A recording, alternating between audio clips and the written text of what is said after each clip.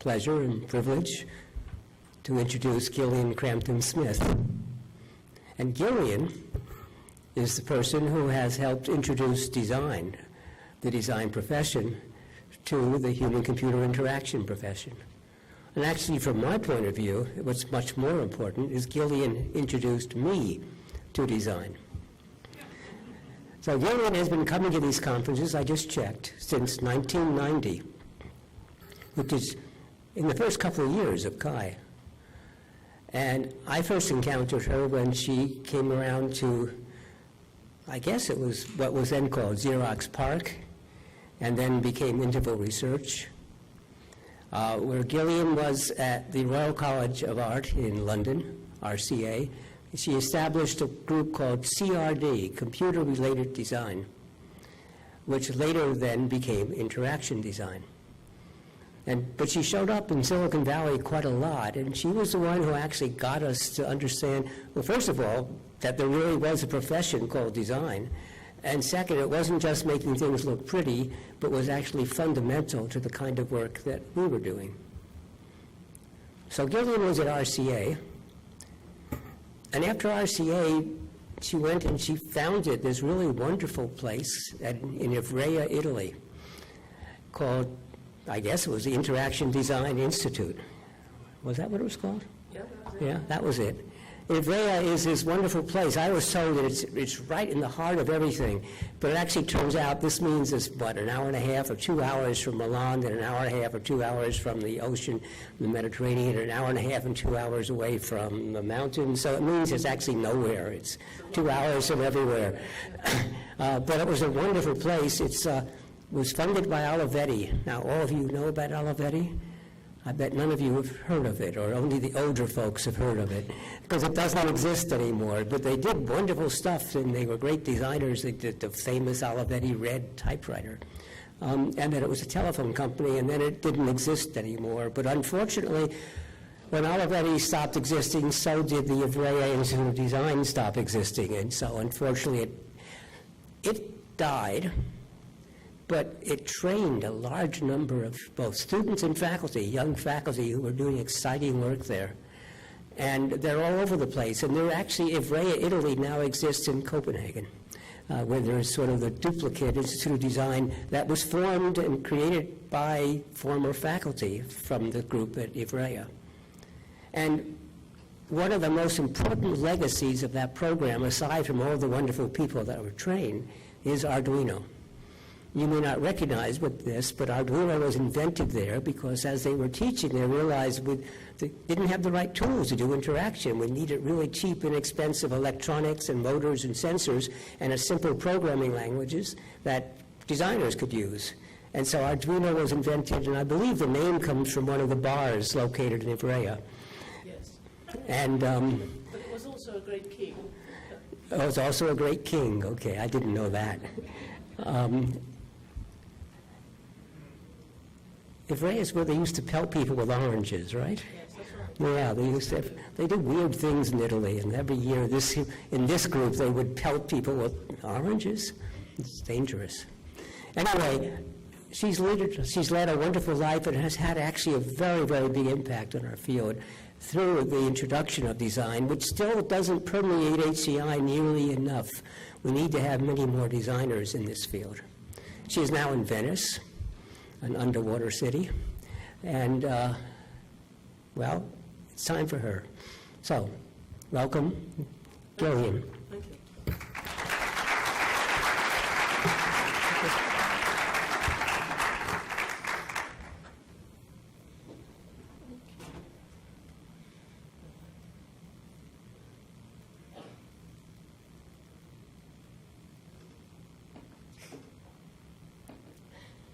So, am I hearable? Yes. Okay. Did you ever wonder why there's no equivalent to Jonathan Ive in interaction design at Apple? Why Apple never talks about interaction design? Though surely it's a key aspect of what they do and their success. This is on the internet. a We film. wanted to design and build an incredibly mobile product, but without everything that we've learned designing really powerful notebooks and everything that we've learned designing really small mobile devices culminates in the new MacBook Air.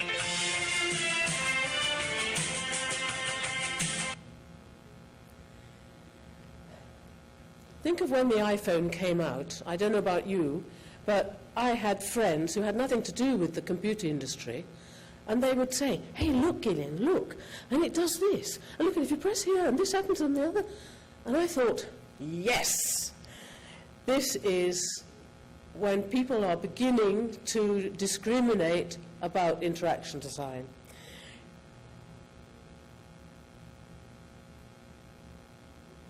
People were noticing and enjoying interaction design, and I think we can realize from this that design is no longer an optional extra. People are expecting a certain level of quality in design.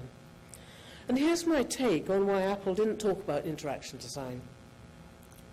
It's difficult to explain to people who have never done it, because in a way it's transparent, it just happens. They're used to responding to industrial design. They choose, I don't know, their toasters, their televisions. They choose a Toyota rather than a Honda. And they know how to discriminate. And that's why I was so excited that people were starting to discriminate about interaction design. Steve Jobs was really an ace communicator. And I suspect that maybe they never talked about interaction design because it was so difficult to explain. And if you can't tell a clear story, it's better not to tell it at all. And it is a difficult story to tell. I've been trying to tell it for more years than I can think, from 1981 when we brought our first home computer. Design's also difficult to explain because it has multiple meanings in English, and everyone can find their niche in it. So today I'm going to be talking about a particular kind of design, and what I call artist designers as opposed to engineered designers. People like architects, for instance, who combine the practical and technical aspects of the artifact with what it does and how it would be built, with the symbolic and the aesthetic, its meaning in society and culture, and its appropriate aesthetic and emotional tone. So it's closer to creating a film than designing a bridge.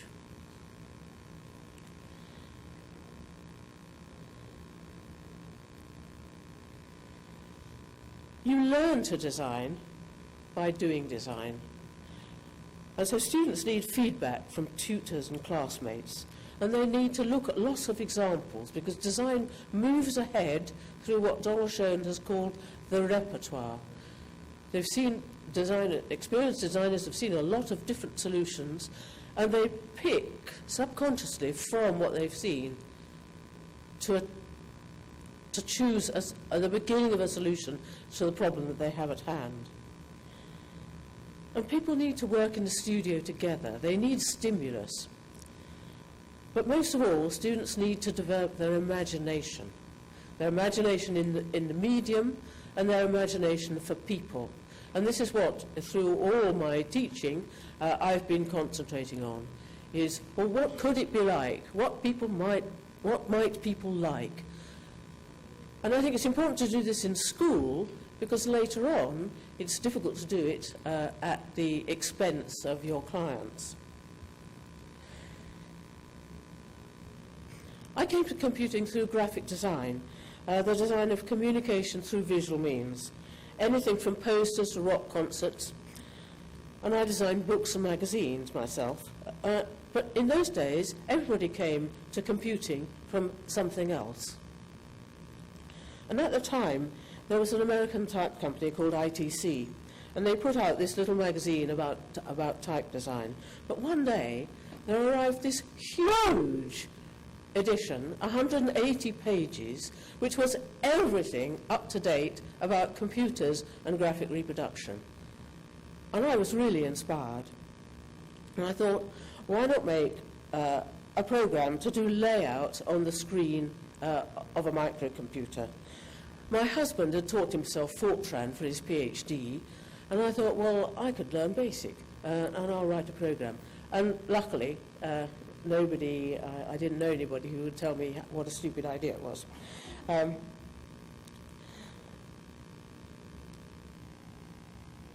You may think it was crazy to try and do a layout program on screen like this. But actually, I didn't need something that showed me what it was going to be like. I knew that. I was an expert already. I needed something that was basically a visual calculator. And it worked like this. You could set up your grid. It gave you just a very raw representation of type, headline, pictures, which was what you would do on the back of an envelope. And then you put in the data just using a keyboard. And I experimented a bit with a single-handed keyboard. So my idea was you could do it with your left hand and while still drawing with your right, so that you wouldn't change your focus and you wouldn't lose your flow. But as I went on, I got more interested in how you make a program easy to use, and rather than how to actually do the programming. And I realized that tools should allow people to concentrate on their work, not on the tool. That you could use all the senses to improve people's control. So, for instance, I knew by the rhythm and the sound of the keyboard when I'd made a mistake. So I didn't have to think about it, I just knew it.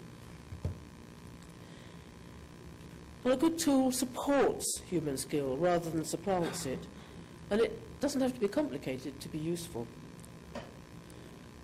But I was in England, and it was a long way from Silicon Valley, and I tried to get people interested in the program, but without success. And so I put it on the back burner, and I got a job in St Martin's School of Art, teaching graphic designers about computers and what they might do for us. And actually at the time, for the ordinary graphic designer, it was precious little, but we could see the potential for the future. But it wasn't until 1990 that I got a job at the Royal College of Art, which was really to do with interaction design. And this was the point when cheap colour graphic screens were coming on the market. So it was possible to design things that were not looking like a typewritten page, but more like a coloured book or a complex magazine spread. And I was lucky enough to move to the RCA at a time when there was just a little tiny group of people working on CAD-CAM, computer-aided design. But of course, being ANSI designers, they thought, well, why does it have to be like this? And so they got interested in the interface. And I was given responsibility for this program with people from graphic design, product design, and computing. The Royal College of Art is a wholly graduate school, and it has 24 different disciplines of art and design. So it was stimulus on steroids. What I thought at that time was that computers were quite unnecessarily difficult and inefficient to use, unnecessarily ugly, and unnecessarily rude. I couldn't bear it when you went into a bank or a travel agency. You'd be confronted with this ghastly back of a monitor, and the person that you would hope to have some graceful interaction with was kind of hidden behind this excrescence.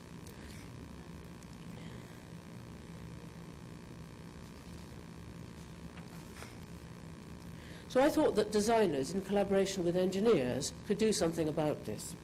And my first collaborator was Charlie Hill, who now heads a big new initiative on design in IBM. But he trained as an engineer. He studied industrial design engineering at the Royal College of Art, and then was doing a PhD at Imperial College on visual programming for engineers.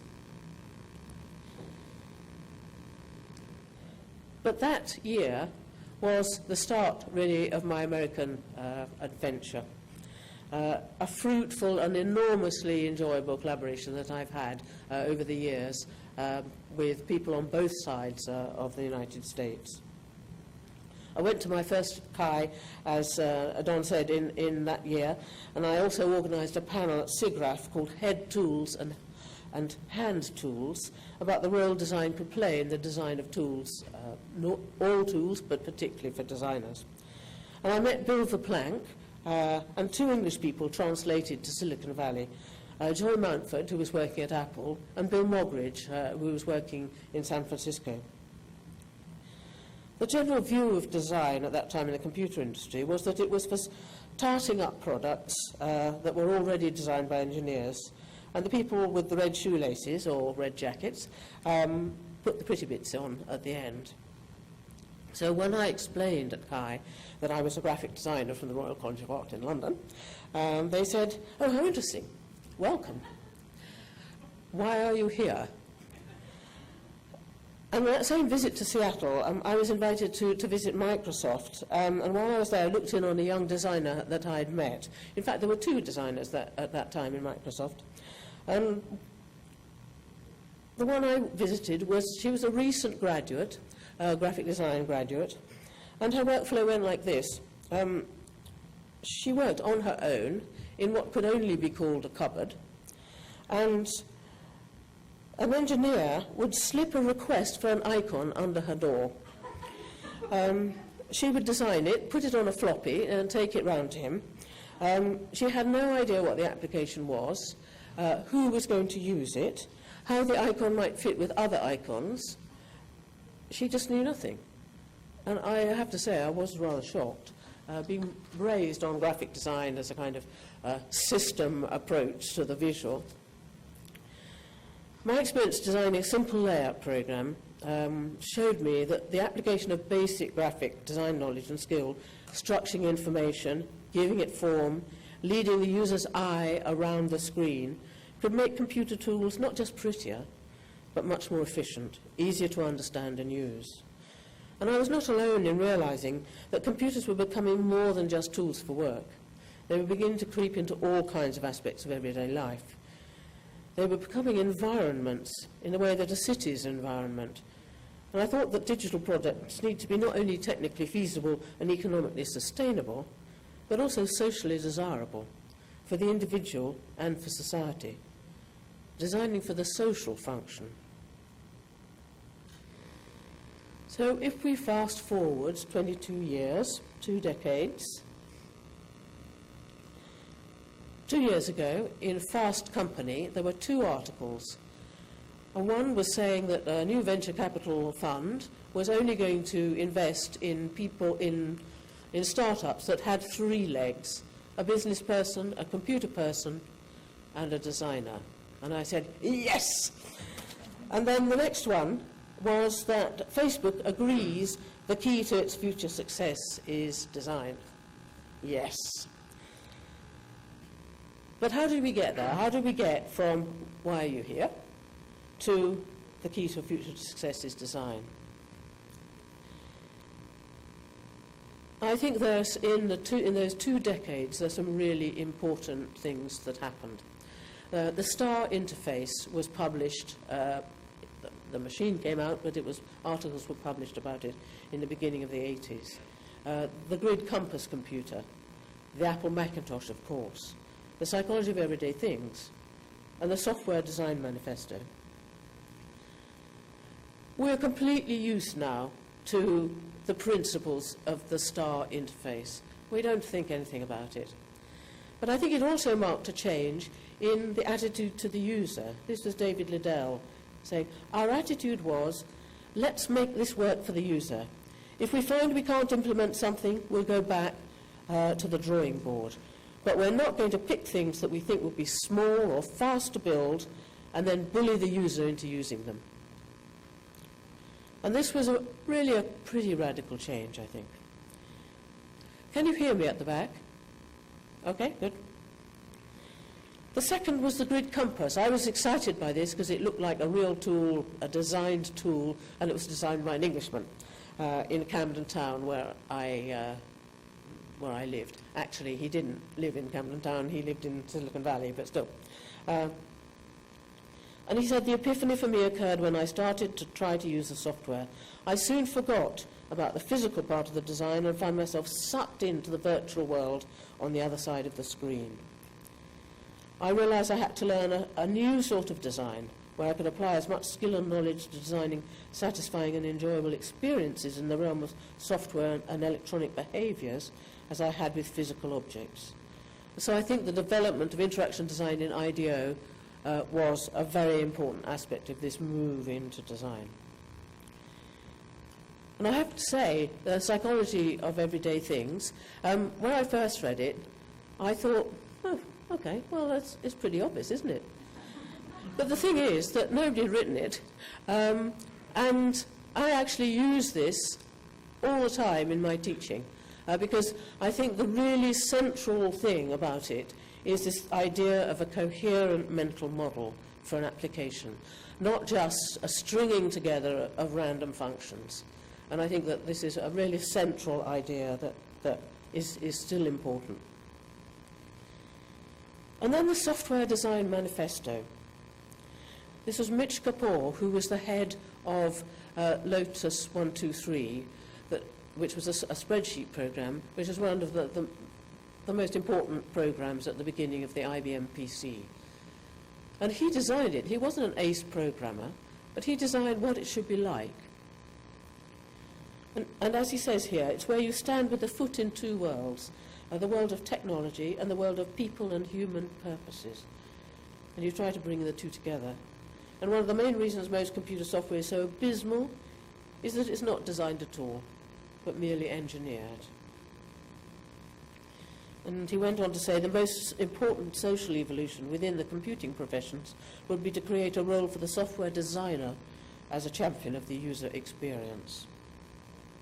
So this is over 10 years, and there's really this big wave, well, not a very big wave, but a strong wave, shall we say, moving from a very engineer-oriented approach to one which tries to marry together engineering and design.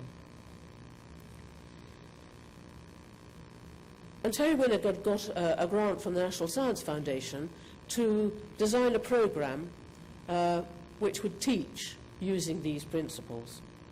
And he ran a 3-day workshop which brought together designers from lots of different disciplines to try and see what the parallels were. And with Bill Verplank and Terry, we tried to work out, well, what would be the basic elements of interaction design, just in the way as Kandinsky did in the 30s about the basic elements of painting. But I think in '92, for me, the big revolution started. And this was because of the student design competition at Apple. She brought half a dozen schools together, helped them designing interfaces. And in the same year, we started doing guerrilla presentations at CHI. We'd run around finding a projector, finding a room or a corridor. We'd put some posters up, and we'd present to whoever was interested. 6-minute presentations, Pecha Kucha, a long time ago. And I'm just going to show a very little clip from one of the, this was the RCA's solution to the brief, which was scalable computer interfaces. And this was in '92. And what they were doing was thinking, well, what would be nice to do, not necessarily what could be built today. We've got any sound.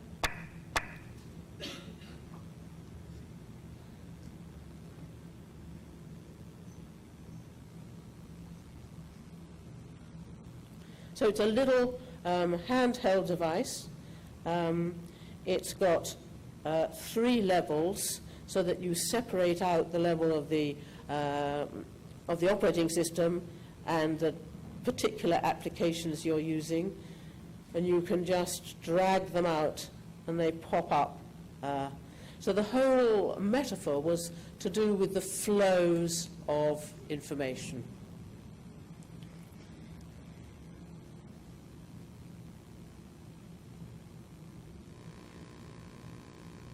But I think the big change in the 90s was that people were thinking about computing beyond work. There was the Doors of Perception conference in Amsterdam, and the question there was, well, we've got all this technology, what is it for? And interval research started and focused on all the things which were not work. And we had this long collaboration with the Royal College and Interval, which was very, very important for the development of what we were able to do in London. So this is really the main strands of work that were going on.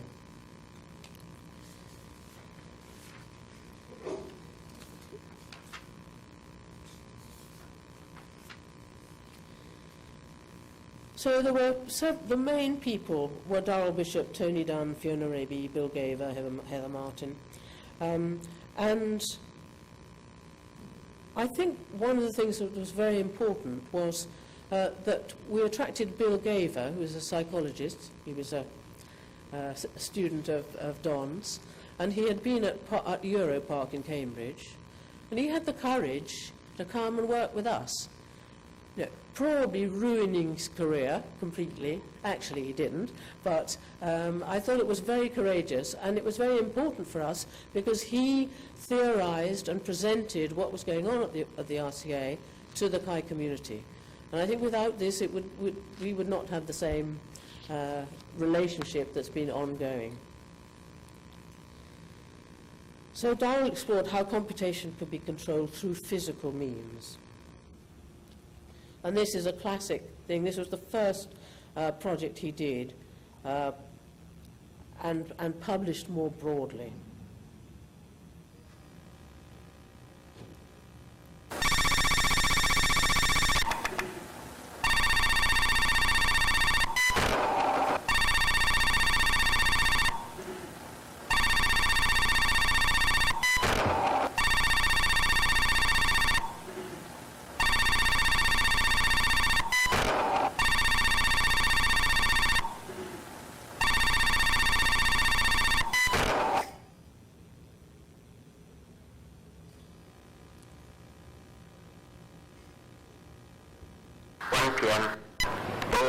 It's about 1 o'clock now. I was wondering whether you're going to come to the football. It's the weather's a bit wet and rainy, so I understand if you don't.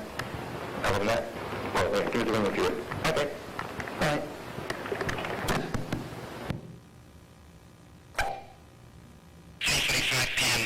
Hi, Mike. It's Val. 3:30 p.m. Hello, a message for Simon Phipps.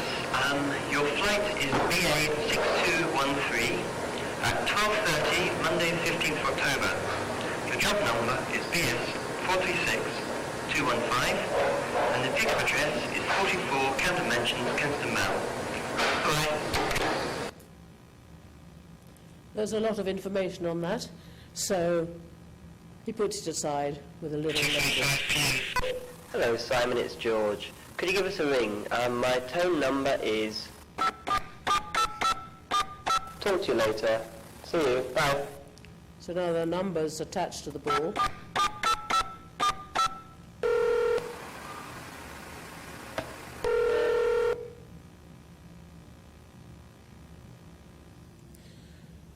So I think what's interesting about this as well is that it's just an animation, but we feel how it works. It kind of, from the user's point of view, everything is explained. Later he built one, but I didn't like it as much as this, I have to say. This was another project he did. It was a project for LG Electronics, and they asked us to look at what might be done with other uses for their LCD, small LCD screens. And Darrell had the idea that if you pointed what we would call a tablet to an object and it knows what it's looking at, then you can have the complex programming, organising on the tablet, and it means that the actual product itself, the physical product that's in your home, can be really simple. Because it doesn't have to have the complexity. It doesn't have to be made of plastic and metal. It doesn't have to have electronics in it, or very much. So the one that it's in front of at the moment is a radio. And basically it's a little box with a stick which goes up, which is painted black with little grooves on. And when you want to change the program, you just go click, click, click to the right program.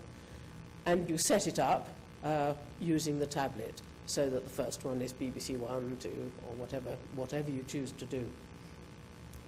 The one on the left is a CD player, and it just has three buttons, kind of forward, back, and pop out.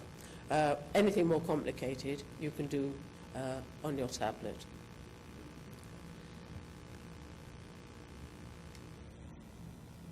This is another of the projects for that exhibition.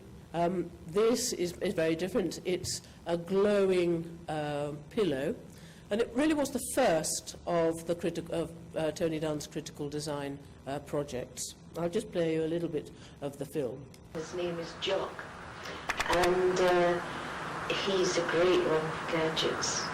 And he had this pillow, and unfortunately he joined 2 walking clubs, and he found that he didn't seem to be getting what he should be getting from it.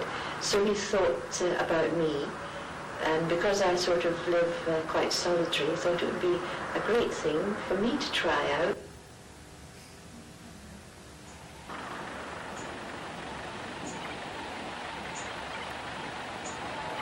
So it responds to radio waves. And I suppose, really, it's part of the home. It was sort of like my little dog I used to have, except it's red and my little dog was black and brown. As you know, probably, designers tend to arrogance, and we think, we know how to design. And I think this changed our view, really, of the way that you could involve ordinary people in design, because Tony was really struck by the fact that not only was she prepared to kind of enter into this fantasy about this glowing pillow that would respond to the police radios as they whizzed past her door, but she also had ideas about to augment the fantasy. And so I think that was very important for us, that we realized that by a designer setting up the right situation, you could involve people in augmenting the imagination. And the cultural probes were something also that came out of this period.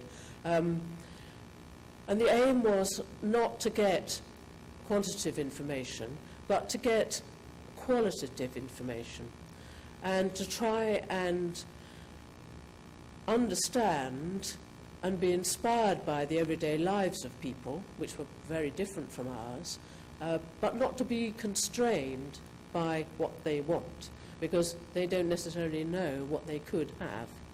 So again, this is about involving people in the kind of joint imaginations, if you like.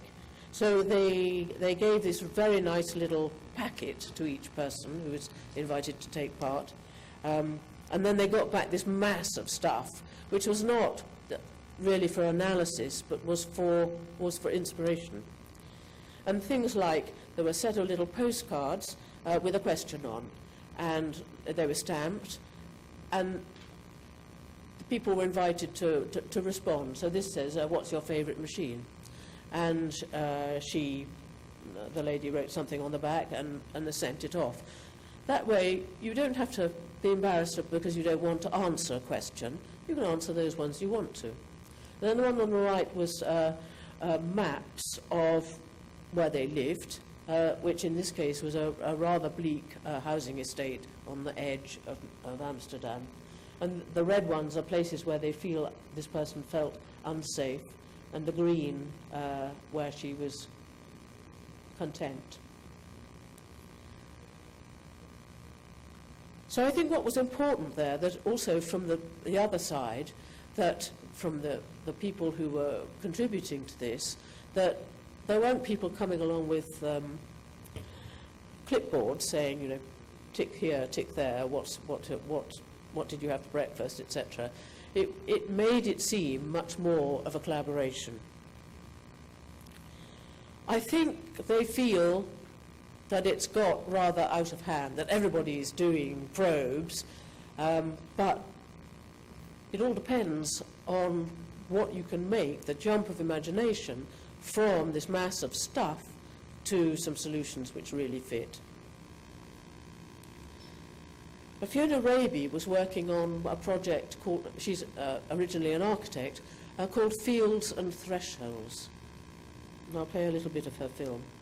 Pass them by or stay for a chat. So you have that power, that control within your power of space, the way you use space. So I wanted to actually use that in the way in which people could meet using telecommunications.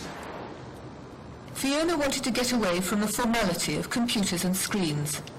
For her project, she has designed some architectural objects. These are her models, which will become an informal meeting place.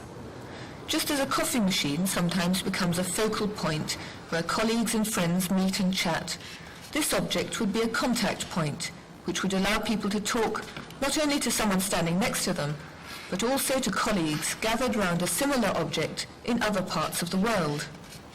If I was here just waiting around, I've got nothing to do, I could have a coffee with me and I just have a spare moment and I just want to see what's happening around in the building. And a friend of mine comes along, we stand here and we chat together. Our presence is then transmitted through into the other object and comes out of the object as some kind of ambient textural sound, so that if someone's at the other location, they will know that there are other people at this location. The focus here of this object is really into the whole, and most people, if they see something like a hole in something, they want to go and see what's inside it. So that sort of curiosity is one of the things that draws people to the object, but also it acts as a focus point in which you look, and perhaps sounds and communications actually occur through the whole.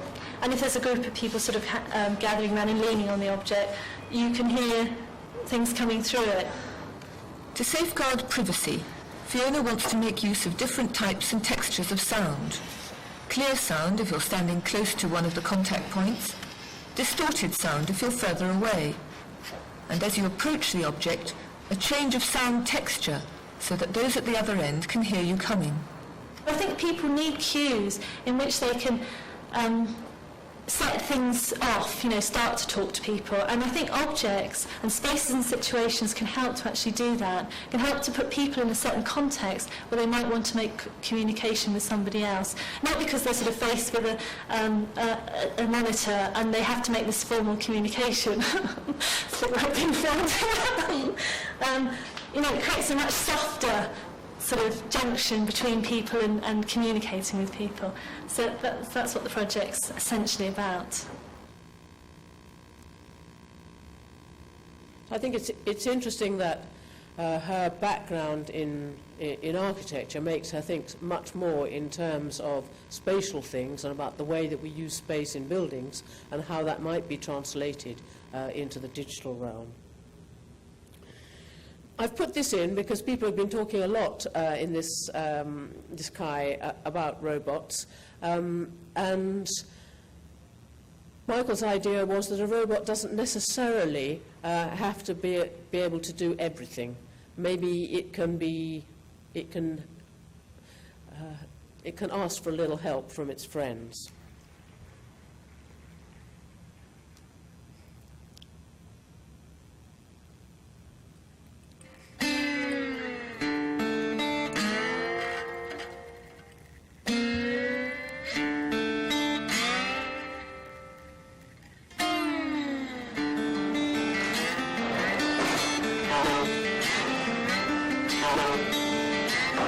Anybody here? Please pick me up.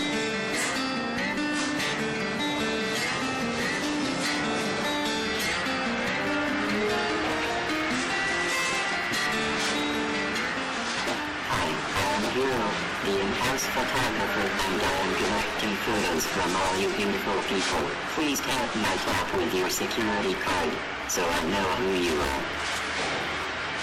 How about Riddle, if you want to see the introduction video, say yes. Yes. Well, we are creating a photo communication network for all the people who work here. My task is to take photographs of all of you. Since I am not able to do it by myself, I am asking you to help me. I have a built-in camera that you can activate by lifting my lid. You don't have to do it right away. I can also sit next to you for a while and show you some images I've taken already. Whenever you are ready for your photo to be taken, just lift the lid to activate the camera. Adjust yourself until you find the right position. Whenever you are ready, just say click. Click. If you want to keep this image, say yes. No.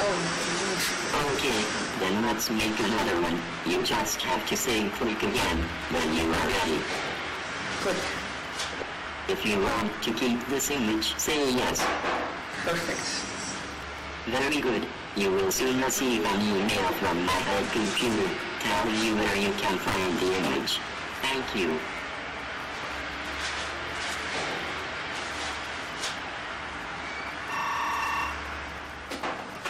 Hello? Oh, yeah, okay. I'm on my way. Bye.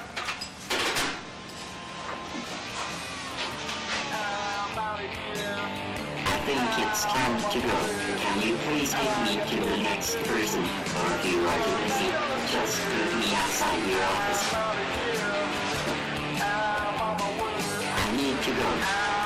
Take me to the next place you want it now. This is Kira. Kira is the robot camera. I think it was interesting how with a tiny bit of blinking and cross eyes, it was enough to give some feeling of not humanity, but I'm not quite sure what, but aliveness, I should say. So if we think of these different kinds of design, Durrell was really looking at what you could do with the medium. They were experiments in the medium. But Dunn and Raby were really experimenting with human values. And they're very interested in how values may change with different kinds of technologies appearing. And Michael was looking at the different relationships of people and technology, where you could have something which was more a collaboration rather than one doing one or the other. And then in 2000, I moved to Ivrea, which was a really great opportunity to start a new institute just oriented towards interaction design. And this was a project that Michael Kieslinger did. It was his thesis project at the RCA, and he continued it at Ivrea. When I moved to Ivrea, I thought, well, there are hundreds of ideas out there. There are lots of design schools, art schools, all coming up with hundreds of ideas. When we started, it was much more difficult, but there was no lack of ideas. And the problem was, how do we get these ideas out into the world? And this was probably the one success of Ivrea in that regard. It's called Fluid Time, and Michael realized that with the advent of the mobile phone, that people could have a different approach to time. We, until then, had been bound by chronos, that is, timetabled time. But there's another Greek word, kairos, which means seizing the moment. And he thought that we could be designing applications which are more to do with seizing the moment than the timetabling approach to time. And so this was, on the left here, there are three different representations of a bus timetable application, which are very common now. but at that time, Turin had the location of every bus updated every minute, so it was easy to do it there. And there he's looking at 3 different types of representation. So the first is the buses, and I can see that the next bus is going to be there in 3 minutes, and so I'm not going to make it. So, and the next one is coming about 15 minutes, so I can have my coffee in peace. The middle representation, and Michael had thought of this for a watch rather than a mobile phone, which didn't exist at that time. And there are 3 different representations of the guy there. So you can see that the bus is 15 minutes off, the number 15 bus, so the guy's reading his newspaper. When it gets a bit closer, he kind of folds it up and sits up. And then when it's really close, he's running. So just by looking at your watch, very quickly, you can see what the situation is. Have I got a lot of time? Can I have a coffee? Or do I really need to buck up my socks and go? So that application came from an idea about sociology, about the way we live and our approach to time. The one on the right-hand side is quite different. It's for the shared washing machine that was in the basement in Ivrea. And that was, you could book a slot, you could see how the slot before you was getting on, if it was finished. And that was very much done from a much more traditional HCI user studies approach, with lots of interviews and then developing the application on the basis of the interviews. And I think this shows that it's possible to start from different angles and still get successful results. So there were fewer arguments about the washing machine, and I'm very proud to say that if you go to Vienna, you can download this app, and there it is. So now the technology is there to do what he wanted to do. This was another mobile phone app. Well, it wasn't a mobile phone, it was slightly larger in those days. It's done by Stephen Blythe, who was a South African. And, of course, he was very far from his family and friends. And he found that he forgot them. And he would suddenly find he hadn't kind of written to somebody for a couple of months. So his idea here was that these little representations of all the different people would turn and be in different postures according to the way that he'd been communicating with them. So at a glance, he would get an idea of his close friends, and he would see, oh dear, that person's turned away from me because I really haven't been paying attention to them. This is another more social, it's a game, and it's Pac-Man, as you can see. But what they wanted to do was to make a game that would get children out from alone behind their computer monitors and get them moving. And so this is that the faster you bounce on these toys, the faster the Pac-Man goes, but the red one, the orange one, only does the X coordinate, and the blue one, the vertical coordinate. So you have to collaborate as well. So this is a kind of serious nudge to collaboration, moving, and unsolitariness. And so I think this is a kind of example of how the way you design things can encourage or discourage certain types of behavior. And that as designers, we should be thinking about that. I remember when I was at Apple, Neil Postman came, and he said, he was a kind of critic of a technology critic. He said, if we knew then what we knew now about the automobile, maybe we wouldn't have embraced it in quite the same way. So I think we need to be thinking ahead to where these things are going. Oops.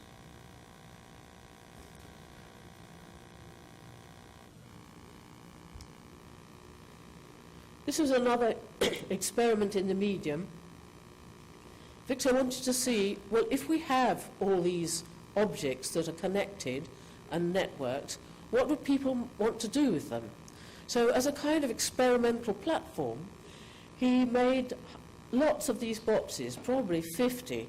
Each one does one thing. It's either an input or it's an output. So the one there you see is the output of a single character. There was one that flashed, there was one that talked, there was one that had a little tiny printer, there was one that moved, there was one you had to put a card in, one had a switch, there was a toaster, you can see there. And the idea was, well, okay, so we've taken this down to the elements of the digital. So what might people do with it, and how could we allow them to do things? And so he built this visual programming language. So here on the left-hand side, you've got a string that's coming in, which might be from email, or it might be a news feed. And then it's manipulated, it's parsed, its characters are separated, and then it's sent out to different kinds of displays in different locations in the world. And so this way you can see what's happening, because one of the problems with networked objects, it seems to me, is you've no idea what's connected to what and where it is. And is somebody listening in on you? You know how easy it is to leave the mic on and have embarrassing conversations broadcast to the world. But I think, as Don said, that probably the most long-lasting legacy of Ivrea was Arduino. And this is a wonderful map done by Giorgio Olivero of processing, which is processing along the bottom there, and then all the different versions of the physical boards which eventually ended up in Arduino. And sometimes I think that maybe Massimo Banzi is a little bit disappointed that he's not made millions, because it is fantastically successful. But if you think of it, he could never have made it that successful.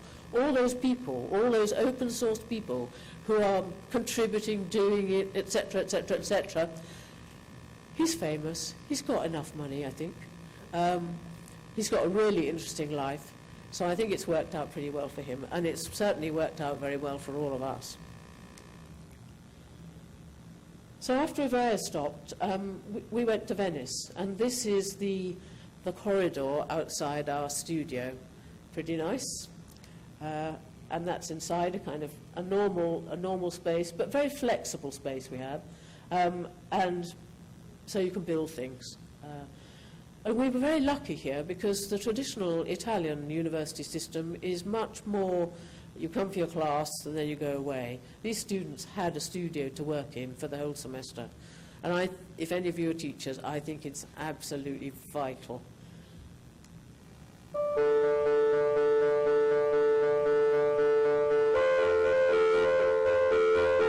I'm just going to introduce this. We've pushed a lot in Venice on the kind of emotional and social aspect of design. And this girl, she's just graduated, and I think she's been extremely ambitious to try and make an application which is appropriate for people who are in therapy, something which is delicate, responds to their uncertainties. And I just wanted to show this scenario because it gives a sense of how complex life is and how we should be designing for this kind of complexity. I'm going to talk over it because it's in Italian. So Luke is a designer, Vera an illustrator. They've been married for 3 years. But she's uncomfortable.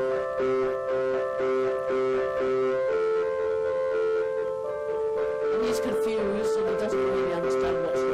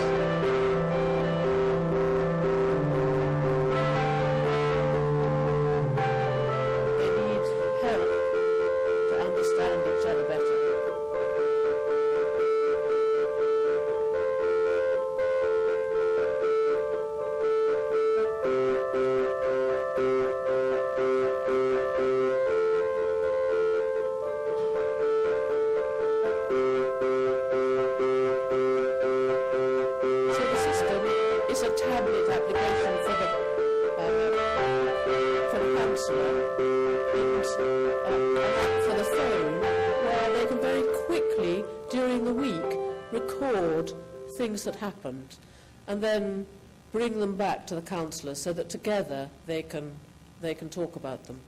Originally, she had intended to do something that was kind of self-standing and would kind of be the councillor, but having talked to people and thinking about it, she realised that something which was a support to the councillor was a much better bet. And she tried to use the kinds of visualisations which are not precise, but much more imprecise, as emotions are.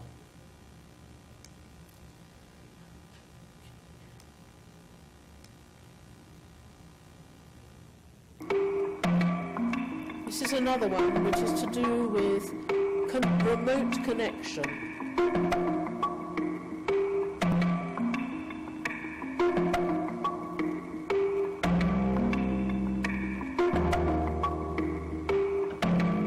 It works with heat and light. So when I get in, I put the night light on, and in the other place, the lights go on.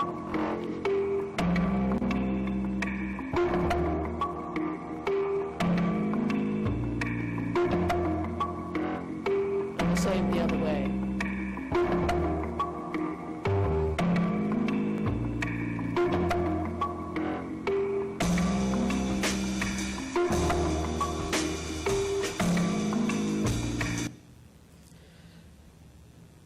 So they were working on trying to make something that didn't require direct communication, that was much more peripheral, much more delicate, just gave you a sense of the presence of the other person.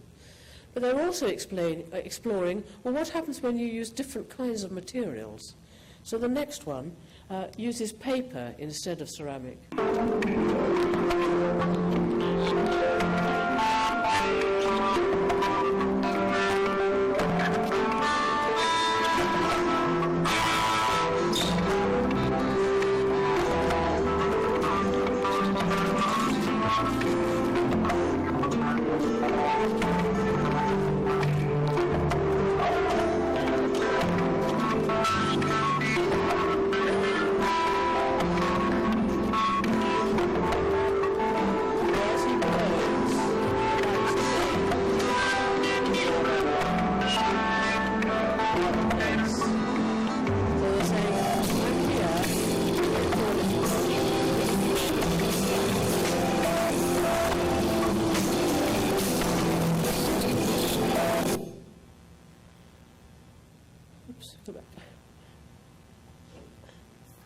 I've put this in because I think it illustrates the difference, which I hope good design can bring, because this is a product which is in development and is pretty well the same thing.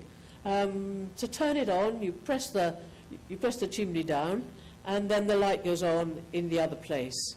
So, you know, the concept's the same, but the execution is very different. And I think that this is one of the things that designers bring. Not just that they can think of a good concept. Lots of people can think of good concepts, but it's the way that it's executed and the way that it fits with the delicacy of life that I think is important. This is a slightly weird, but I think a rather fun project.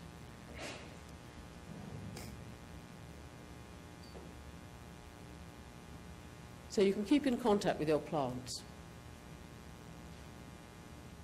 but not through your mobile phone.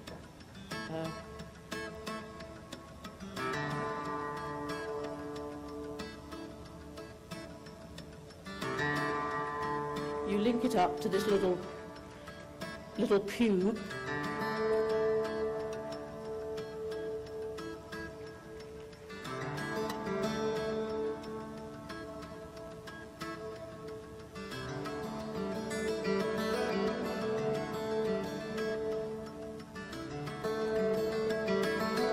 You can measure the electrical resistance of a plant.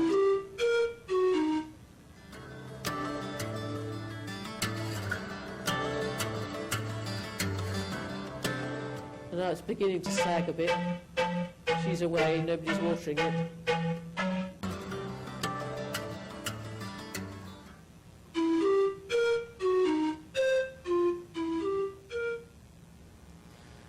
So we talked about whether it should be automatic and the watering can kind of happens if it gets too low. But she says, no, my mum likes doing these kinds of things. I don't want to cut her out of this and make it automatic.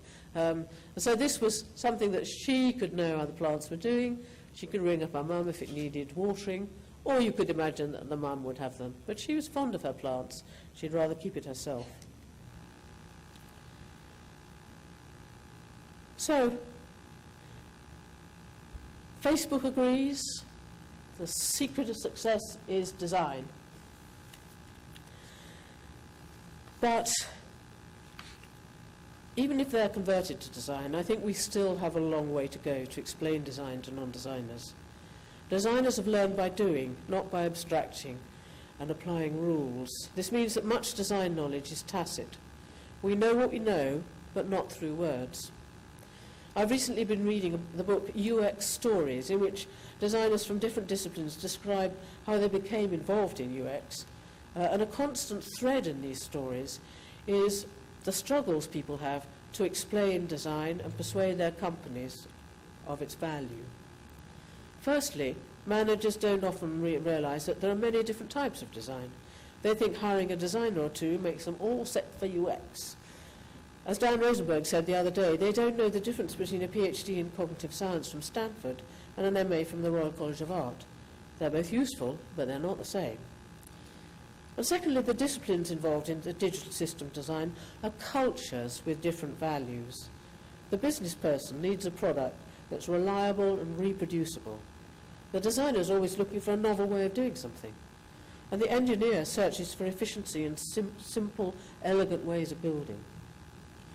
A student of mine who went to a start-up in Silicon Valley in the 90s, a very early social space, described to me the different language the different disciplines in his company used about coming to decisions. The engineers in the company talked of compromise, which meant making the system worse. The business people talked of deals. You give me this, and I'll let you have that. And the designers talked about trade-offs, balancing an inevitable clash of requirements in a complex system.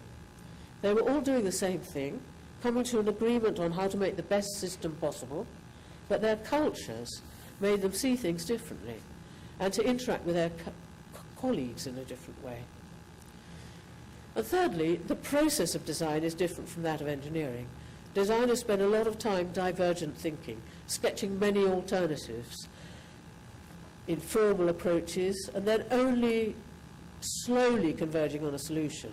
This maddens engineers, and who mostly like to start converging on a solution as soon as they can.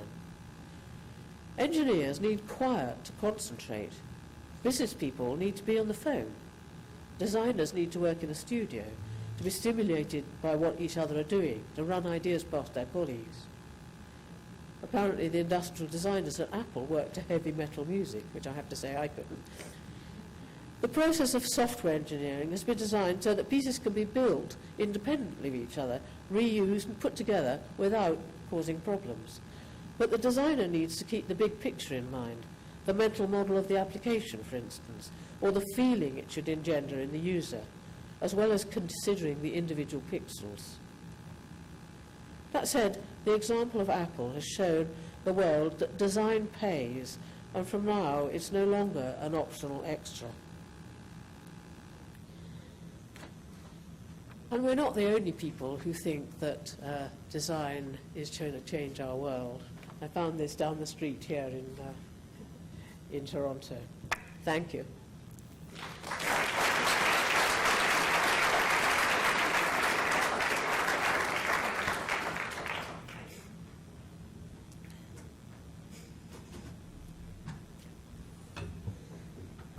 Thank you. And we have actually quite a bit of time for questions.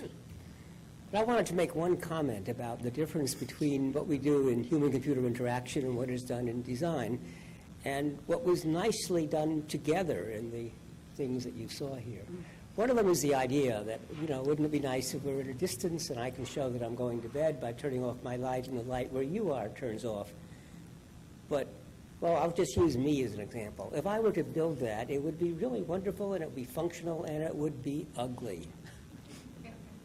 And what you saw here were those great ideas that were beautiful and pleasurable as well as functional. And that's what we need to do more of in our field. We need to have more designers and more interaction folks and more human-computer interaction people working holistically Working together. I think that's the way, because one person can't do all of it. You know, I wouldn't like an application that was programmed like me, by me, I have to say. But actually, I'm delighted to have the first question come from my about-to-be new colleague, Scott Bradner, who has both a degree in design from RIMSD and, well, the Rhode Island Institute, RISD, the Rhode Island School of Design, and computer science from both Brown and University of California, Berkeley. And now Scott, who's at University of California, San Diego, where I will be starting July 1st. Scott, what's your question? Well, I have lots of them, but at the top of my list is I was curious about a remark that you made at the end about so much of design knowledge being tacit. And I was curious about something you said at the beginning, which is that, you know, two of the seminal events in your history were Don's book, The Design of Everyday Things, and Terry's book about bringing design to software. And so I think I'm curious about what you see as the boundary between tacit knowledge and articulable knowledge in design. And I have a hunch that a lot of designers cop out because we may not be able to articulate it ourselves, but that doesn't always mean that it's not articulable. I think that's right. There's only so much that designers can synthesize, I think. And so too many guidelines are kind of worse than no guidelines. But I think there are some key things that you can point out to students. And I think this thing about the mental model is absolutely fundamental. So I'm torn about design methods, design theory, because obviously it's required in the modern university. But I feel that research is really only useful if it's useful to help designers, that you want, if you can, to improve the work of designers so that it's not entirely intuitive, then it seems to me that's a good thing. Wendy. Hi, Wendy Mackay. Wonderful talk, very, very nice. I really liked the historical perspective that you put things into, and I think that's one thing that is actually increasingly difficult at the moment for students coming in, and they see all kinds of stuff out there, and they have a sort of paralysis about trying to do something new because it seems like everything's been done, and then at the same time, whenever they do something, not realizing that, well, it actually has been done. So, so I'm curious about, you're talking about tacit knowledge and all that, but there's also this historical knowledge, and how do we communicate with people sort of what's been happening in the past? And I'm saying that both for designers and for researchers, because there's a tremendous amount of history on both sides that isn't really getting shared. And I'm wondering if you have insights about that. I think that's true. But maybe now we're getting to a position in design, like in other fields in design, where the problem is refining and improving and making better quality, not necessarily doing something new. I mean, I'm a graphic designer, and I design books, and people have been designing books for 500 years. And so I was designing something that was appropriate for that particular book, and would be easy for people to read, the kind of people who would read it, but I wasn't inventing a new book. And so the invention part may get less in the future. And I think it's much more difficult to do. 20 years ago, there was such a big space to do new things in, particularly like us, if you didn't have to build them. I think that's actually an interesting message, though, for researchers, too, because this idea of accepting the fact that it doesn't have to be radically new each time, but there is a space for making things better, and Yeah. this notion of redesign and recreating it in new contexts and so on. Anyway. I think that the technology industry is very unfortunate in that you know, people get bored, they've done it, they've found it works, they've got it to work, and then on to the next thing, when actually there could be 10 years of refinement, making it really good, really nice. Thank you. Hi. Lovely talk. Konrad Thornmark, KTH. You made a remark there in the beginning of like Bishop's work on the marble answering machine that I was also been thinking a bit about, like this gap between sort of the beautiful things in the visioning part, and then when you actually do it, it don't always turn out to be the same feeling. And how you could, if you have some comments on thought about that, how we can, well, describe that process to the student, as also to me and others, I guess, to how you can overcome that and still this kind of work on this and sort of continue, like you said. I mean, take this further and further. I mean, to be honest, I think I'm wrong to say that. I mean, this is because in the end, you know, what matters is the object and the thing that's built, not the thing that has been the animation or the sketches which are there to get somebody to put money into building the thing. But I have to say that the sketches were... The sketch was so perfect when it came out. It just didn't need any addition. And as it wasn't going into production, and it was an experiment, it didn't really need to be made for the experiment to work. And one of the things that Darrell was experimenting in is, well, how useful is it? You know, there are some things that you know without thinking. You know which marble came first, which message came first, which you wouldn't on a screen. You know, is it the one at the top, is the first, or is the one on the bottom in the list? His idea was that there are things in our knowledge of how the world works and how gravity works that we don't even need to think about, that we just know. And how could we use that in interaction design? Thanks. Okay. Hi, I'm Joe Coleman from the University of Washington. I'm glad you used this ad because I think it brings up a big challenge in the world of interaction design. Design is a term that is inherently marketable given the success of design in the industry. Yeah. It's also something that's experiential and not static. That ad is static, and it is a piece of marketing that uses what may or may not be actual design to promote And may not be good design, yes. Right, Yeah. but it's an appealing thing to say we are a design-oriented company or we are building design-oriented products, which, what were you doing before?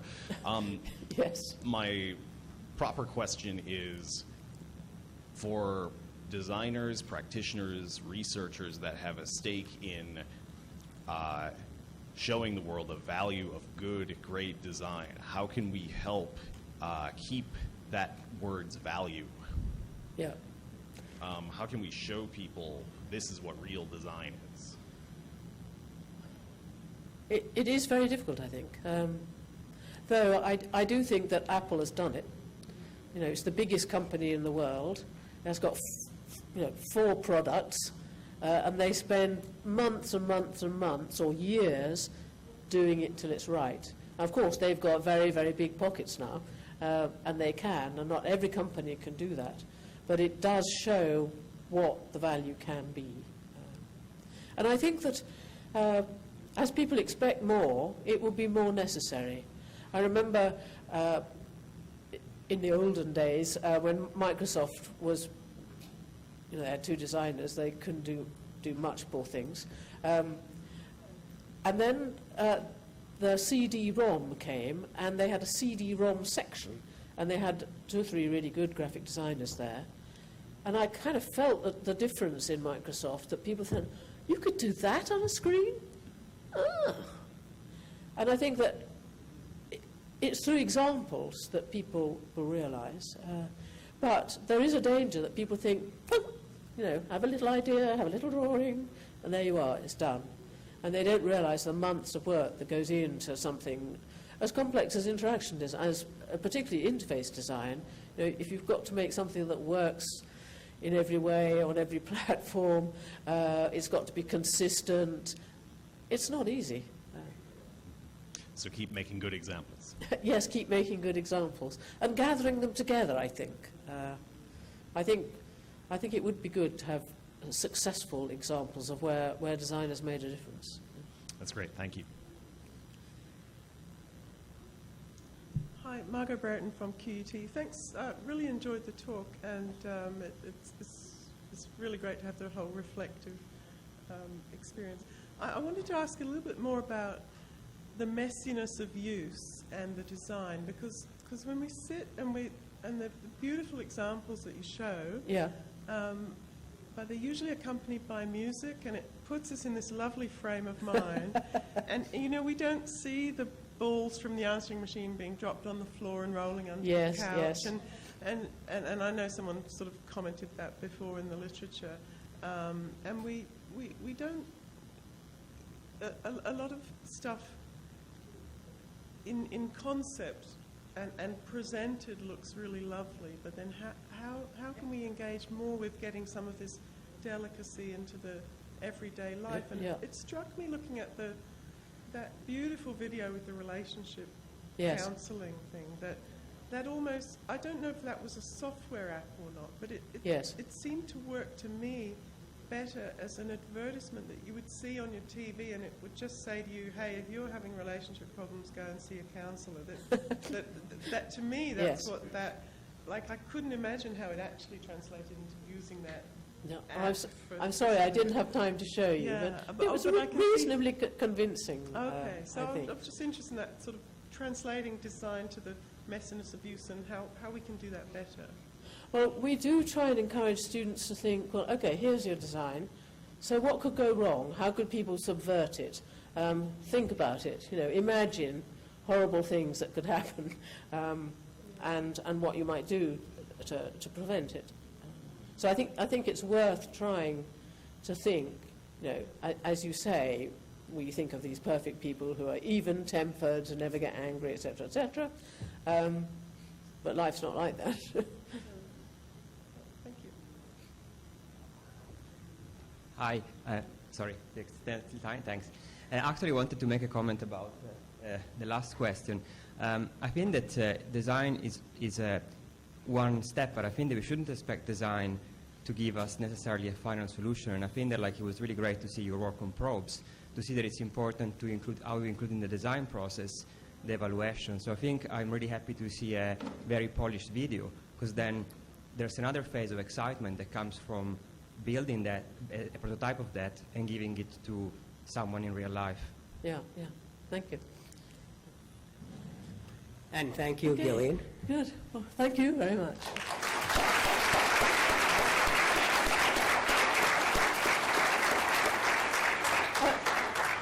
Just before we finish, I would like to say that I've had the most fantastic career, and it's been really this collaboration between America and Britain, which has been wonderful. I've had such a great time in America, and so Americans, North Americans, thank you.